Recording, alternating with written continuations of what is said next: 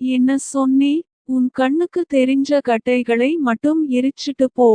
ஆனா இந்த காட்டுல இன்னும் 100 மடங்கு கட்டை உனக்கு தெரியாம கடத்தப்படுது.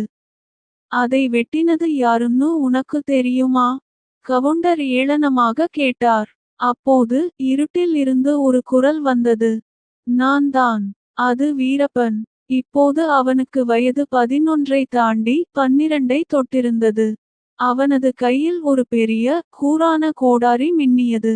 அவனுடன் 3 புதிய கூட்டாளிகள், அவர்களும் 15 வயது சிறுவர்கள் நின்றிருந்தனர். பழனிசாமி அதிர்ச்சியில் உறைந்தார். நீயாடா? மறுபடியும் வந்தியா? நான் இங்கதான் இருந்தேன் பழனிசாமி. நீதான் இவ்வளவு நாள் என்னை தேட முடியாம ஊரை சுத்திக்கிட்டு இருந்தே. வீரப்பன் அவனது கூட்டாளிகளை பார்த்தான். போங்கடா. கொண்டு வந்த கட்டையை வெளிக்கொண்டு வாங்க.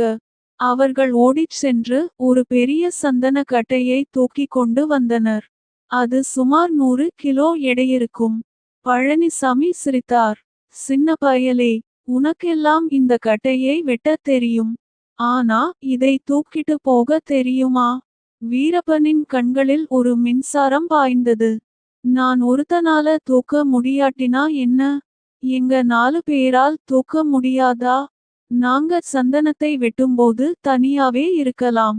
ஆனா கடத்தும் போது கூட்டமா இருப்போம். அந்த 4 சிறுவர்களும் சேர்ந்து அந்த 100 கிலோ கட்டையை இலகுவாக தூக்கினர்.